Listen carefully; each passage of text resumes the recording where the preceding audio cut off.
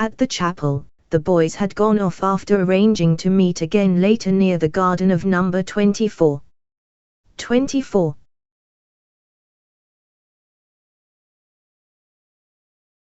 Only Figure remained behind.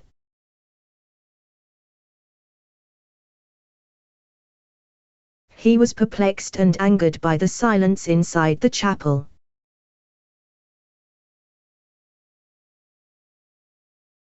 The captives neither yelled, nor pounded on the door, nor responded to his taunts and questions.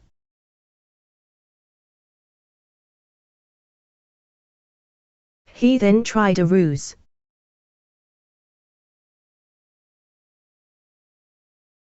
Opening the outer door, he entered the stone-walled vestibule and held his breath.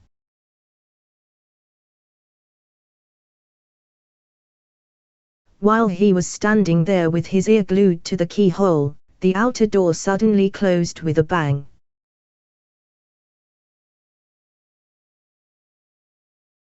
As though someone had hit it with a log.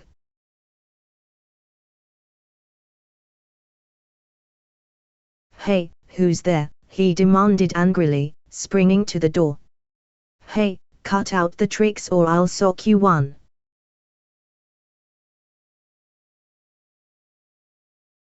No one replied.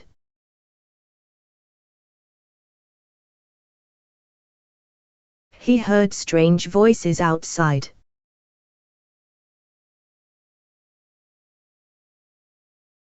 Then he heard the shutters creaking.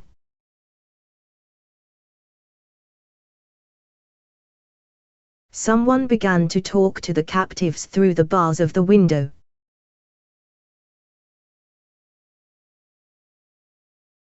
Then the boys inside the chapel burst out laughing.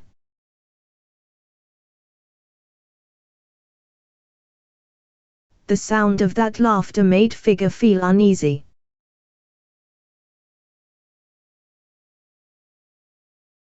At last the outside door was thrown open.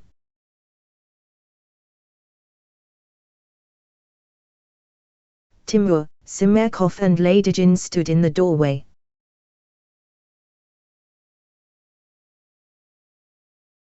"Open the second door," Timur ordered without stirring from his place. "Open it yourself, if you don't want things happening to you."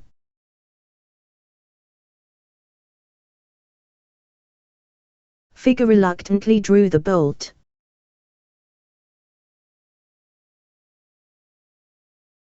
Nick and Gika came out of the chapel.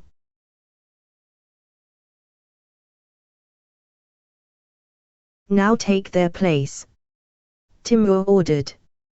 "Get in, you swine, quick now," he shouted, clenching his fists. "I've no time to waste talking to you."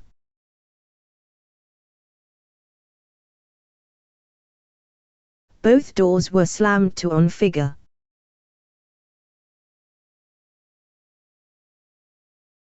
A heavy bolt was shot through the iron loops and a padlock fixed to it.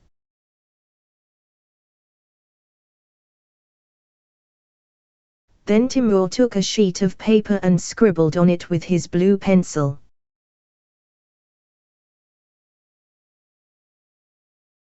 "Kvakin, no need for a sentry.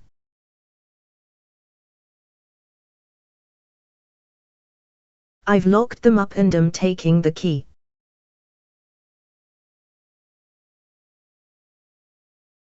I'll come straight to the meeting place this evening."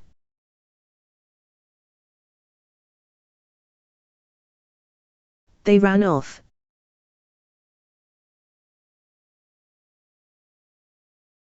"5 minutes later Kvakin came through the gate.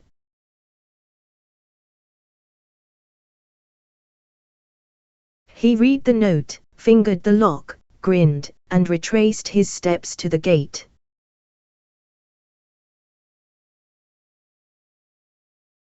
While Figure pounded frantically at the iron door with his fists and heels.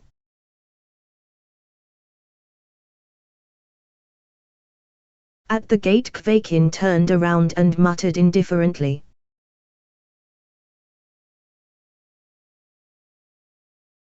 Pound away, Gika.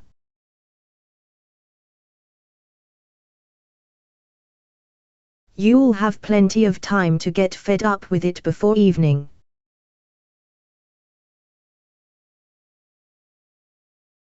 Just before sundown, Timur and Simerkov made their way to the market square.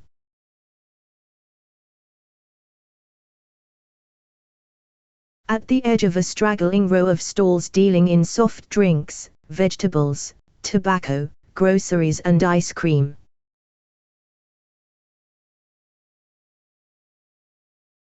stood a rickety empty booth where cobblers worked on market days.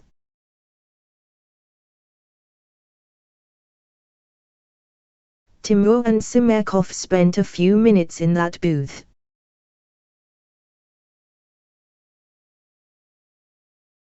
At dusk the helm in the loft went into action.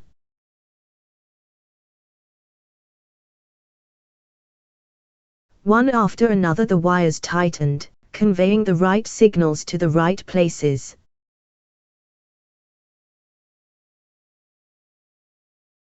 Reinforcements poured in.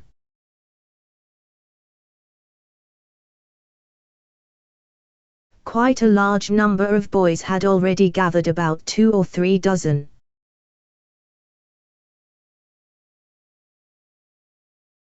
And more kept creeping noiselessly through gaps in the fences.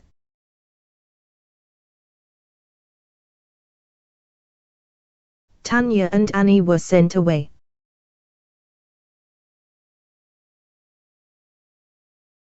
Jenny stayed at home too.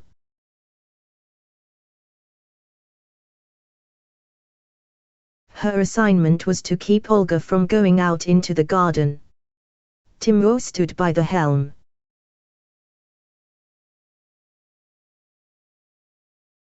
Repeat the signal over the 6th line, Simerkov requested anxiously, sticking his head through the window. We don't seem to be getting any reaction on it.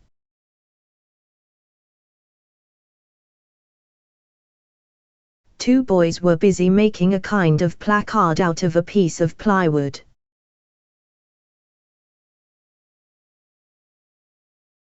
Ladijin's group arrived.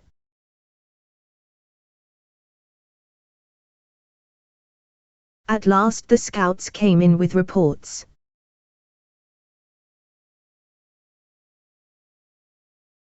Kvakin's gang was assembled on the common outside the garden of number 24. 24.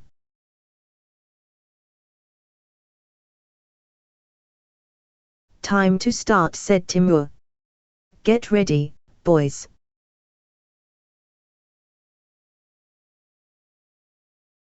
He released the wheel and pulled a rope.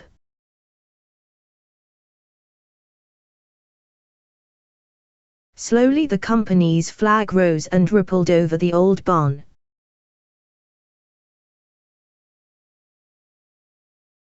In the uneven light of the moon that was shuttling in and out of the clouds. This was the signal for battle.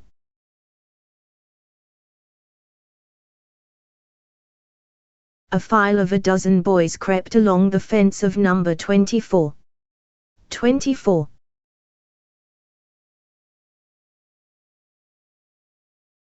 Halting in the shade, Kvakin said.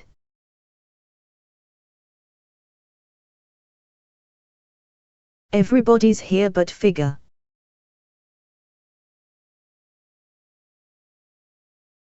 He's smart, someone remarked. I'll bet he's in the garden already.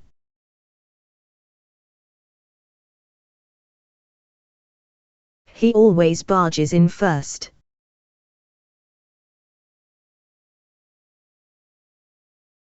Kvakin removed 2 previously loosened boards from the fence and climbed through.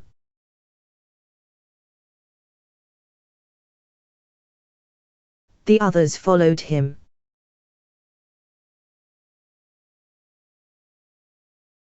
Alex remained in the street to keep watch.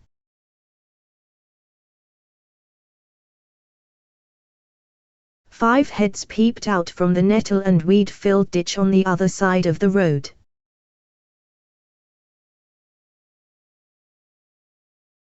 4 of them disappeared again.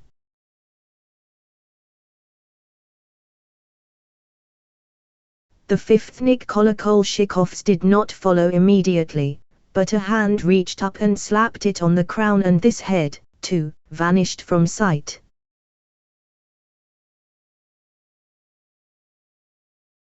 Alex, the sentry, looked around.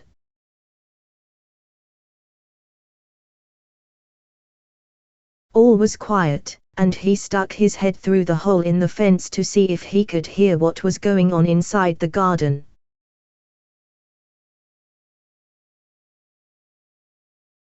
Three boys crept out of the ditch.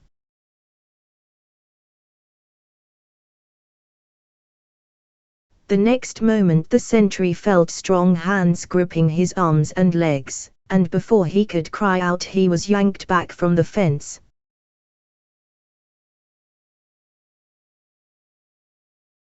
"Gika," he muttered, raising his head. "Where'd you come from?"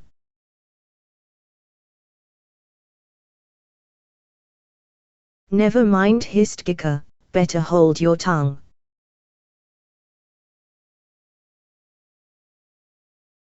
Or I'll forget that you stood up for me."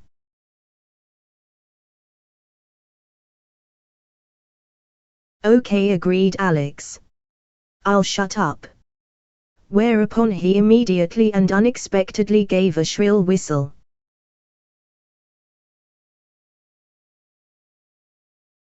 His mouth was clapped shut at once by Gika's broad palm.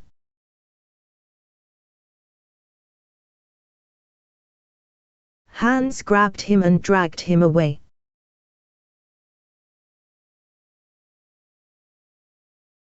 The boys in the garden heard the whistle.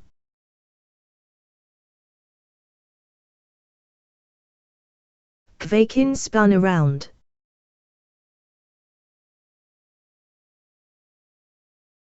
The whistle was not repeated.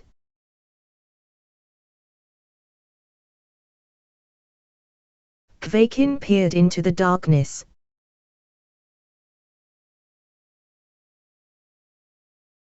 He thought he saw the bushes in the corner of the garden moving.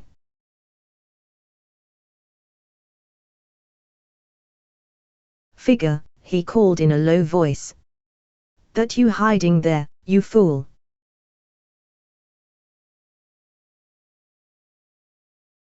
Kvakin.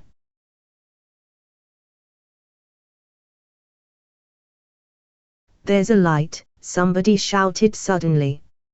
"Look out, here they come."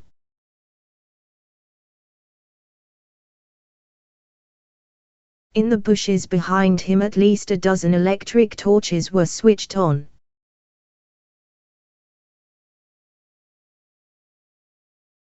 They advanced quickly on the raiders, confusing and blinding them.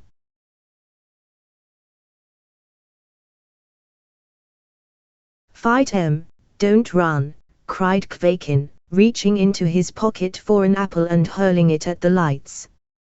"Grab the torches and twist their arms off."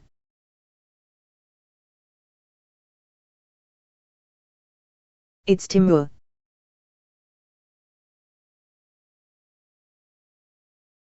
"Timur is here and so am I," Semerkov yelled as he leapt out from behind a bush.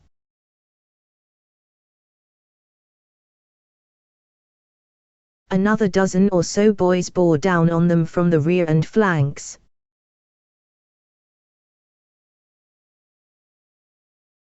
"Aho," yelled Kvakin. "They've got a regular army here."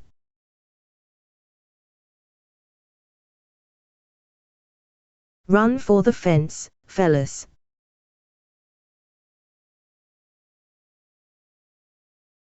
The ambushed band made a panic-stricken rush for the fence,